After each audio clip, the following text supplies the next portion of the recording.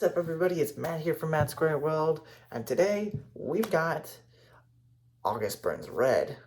They just released their 10th studio album last week, and it's called Death Below. I've only heard August Burns Red once before, and that was a song from this album, coincidentally, named Ancestry, and we're going to dive deep into that track later on.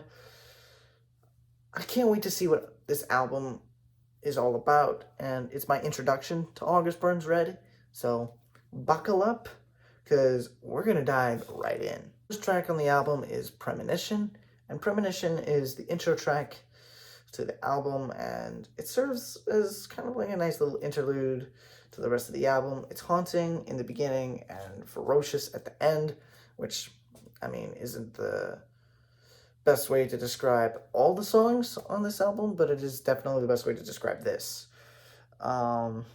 All in all, it's a great hook to get us, the listeners, excited for what's next on this album. Second track on the album is called The Cleansing, and The Cleansing is 7 minutes and 47 seconds long, so it takes a minute to get through, but it's worth it. It starts off with some great guitars and pounding drums. Jake Lurs, the frontman, forgive me if I said his last name wrong, absolutely belts out these crazy loud screams and starts to start off the track, and he doesn't seem to let up at all throughout the duration of the track. The guitars and drums pummel you constantly as well, and it just makes you want to headbang for the first few minutes anyway, because if you headbang for that entire time, you're going to get a massive headache and are going to need an Advil. All jokes aside, the guitar work on this track is phenomenal, and this track gives the album the kickoff that it deserves, in my opinion. The third track on this album is called Ancestry, and it features Killswitch Engage vocalist Jesse Leach. And I remember listening to this song when it first came out back in November of last year, and I was left absolutely stunned, and not exactly in the best way. And to be completely honest, I was just taken aback by the style of August Burns Red, but listening to it again a few months later, the brutality is exactly what I needed to hear, and Jesse Leach adds an amazing dynamic on this song alongside Jake Lurs. Again, if I'm mispronouncing his name, I apologize. I'm going to be mentioning him a lot in this video, so I apologize if I'm butchering that. Once again, the guitar work on this song is outstanding, and it still makes you want to go absolutely crazy and headbang and sing along all at the same time. I love the more melodic elements that Jesse brought along on this track. The music video is actually kind of cool. Go check it out. It's a pretty awesome video. But all in all, it's a pretty awesome song. Fourth track on this album is called Tightrope, featuring Jason Richardson. The guitars catch your attention right away with Tightrope, and they absolutely make you want to break something. Like, just absolutely go crazy. The drums sound so loud and tribal, giving this track almost Slipknot kind of vibes. You can hear that all over the record. In my opinion, I can't say enough about the guitar work on this song and on the entire album, because they shred like mad. Not to mention Jake Lur's vocals are so primal and animalistic. Jason Richardson certainly leaves his mark on this track as well, with the guitar solo, but all in all, awesomeness is all I can say for this song, and it's the only adjective I can come up with that aptly describes this song. Track number 5 is Fool's Gold in the Bear Trap, and this song starts off with a softer, more melodic intro and slowly ramps up in intensity. Right around the 2-minute mark, it explodes and goes all out crazy. The screams and fast guitars make it as epic as hell, and weirdly cinematic. Don't know why, but it does. The 6th track on the record is called Backfire, and this picks up right where the last song left off and goes hard. The drums are intense and unrelenting. Jake Lurs continues to impress me with his vocals. How this man can scream so well, so consistently, I have no idea. The fact that this band has released 10 studio albums and the fact that they've been doing this for this long is pretty incredible. The guitars, again, are fast and powerful, And again, it's giving me massive Slipknot vibes for whatever reason. No idea.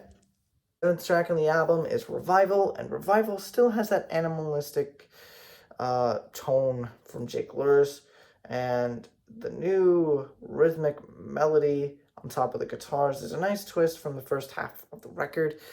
Kind of changing it up as necessary because all the pummeling drums, fast guitars, and crazy screaming vocals kind of wears down on you after the first 5 or 6 tracks anyway. So I like that they changed it up in order to kind of break the monotony. The drums still have that tribal sound that I mentioned earlier, but it still sounds awesome. The spoken word portions of this song adds almost an inspiring element to the song as they blast into the final minute of the track. The drums and guitars are an absolute and complete sync in the bridge of this track, and it's probably the best moment on the record, instrumentally speaking. The 8th track on the album is called Sevink. I hope I said that right. And this starts out with a very somber tone to it to kind of break up the loudness and craziness of the record, giving us listeners a chance to relax for a minute and a half. It's a nice, mellow instrumental that breaks up the record in a good way. It feels necessary and it flows right into the next track perfectly. Like I mentioned with the previous track, it broke up a lot of different things and kind of gave us a chance to breathe and kind of calm down and recollect ourselves heading into the final few tracks of the record. It felt very necessary. It didn't feel forced in any sense, which is great. I don't know if this is a trend on August Burns Red albums, but if it is, hey, that's a really good idea if you're going to play the kind of music that they do. And I really appreciated it. The 9th track on the album is called Dark Divide, and the title alone sounds like something straight out of the depths of hell. And the song pretty much fits that perfectly to a T. It's guttural, chaotic, the guitars return to their normal fast pace, and we are quickly reminded of how powerful Jake Luhrs' voice is. And I don't know why, but I liked this song the most out of all the songs on the album. I don't know if I like it because of the title, because let's be real, that's a badass title. And I don't know if it's because of the killer guitars or the super melodic bridge that disrupts the chaos before they absolutely let loose. I don't know, but there's so many different factors at play, and I just really, really liked it. This is the song that I could see plenty of people blasting like crazy when they just get so pissed off about how life has been, and they just need to vent. The outro is also super, super cool, just as an FYI. Overall, probably my favorite track on the album. The track on the album is Deadbolt, and this comes right after Dark Divide.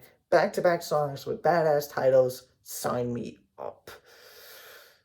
The guitars are epic and super fun to listen to, and again, the drums kind of return to that primal sound that just make you want to headbang, just like they did in the earlier parts of the record. And I do not need to mention Jake Luhrs any further. No, I do not think so. I love some of the more clean vocals on this track. And to be honest, this is kind of tied for best song on the album by far, in my opinion. Man, it gets really chaotic at this point. Really, really good song. This track on the album is The Abyss featuring JT KV, and it's the second to last track on the album. It starts off with a very haunting, dark tone. Almost sounds like it should be in a horror movie to me, even though I've never seen a horror movie, so I can't really be the judge of that. Let me know if I'm right in the comments. My guitars to continue to have that haunting effect throughout the entirety of the song, while also having some more fast-paced and crazy moments. It's definitely the heaviest track on the album by far, and the guitar in the bridge is exactly how an electric guitar should sound. That's not something I can describe, it's something you need to experience, so go check out that track, because it's killer. The 12th and final track on the album is called Reckoning, featuring Spencer Chamberlain. I have heard a song with Spencer Chamberlain on it before. I think it was one of the reimagined Breaking Benjamin songs, but I can't remember which one. So I want you guys to let me know which song that is down in the comments. And Reckoning is almost 8 minutes long, but it's an interesting track to say the least, with kind of a very... It kind of sums up the record pretty nicely. It's their big climactic cinematic ending that makes everything you've held inside snap. You let it out and just start air guitaring, headbanging, singing, screaming, whatever you decide to do. Jake Luhrs puts on a show here, and I think it's his best vocal performance alongside Spencer Chamberlain. This is the song that ties everything together and ends the album on a very, very high note, both figuratively and literally, in my opinion. Well, this album was definitely a surprise to me, and I liked it a lot. August Burns Red broke up the flow when they needed to, giving us all a chance to breathe. All the songs on the album were excellent in their own way, and all of them were ferocious as hell. This, for me at least, has been the biggest surprise of the year so far. I do think The Cleansing and Reckoning were a little longer than they needed to be, in my opinion. Still a great album nonetheless. I'm going to give Death Below a rating of 9 out of 10. I mean, awesome, awesome record. Can't really say anything better than that.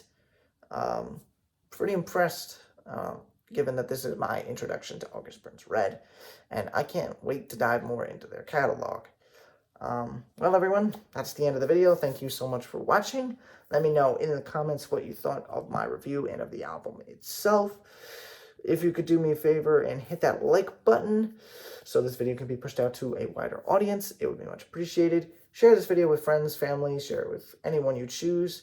And lastly, please consider subscribing because we've got a lot more album reviews coming the next few weeks, plus some more awesome new content, Dragon Prince content, especially given that they just started the hype run for Season 5, so keep an eye out for that.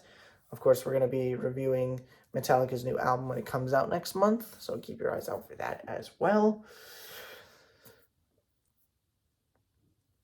I'm going to stop rambling because you guys want to get on with your day, so I'm going to let you all go. As always, stay safe, stay warm, stay happy. It's never goodbye. It's just till next time. All right, guys, I will see you all on Monday.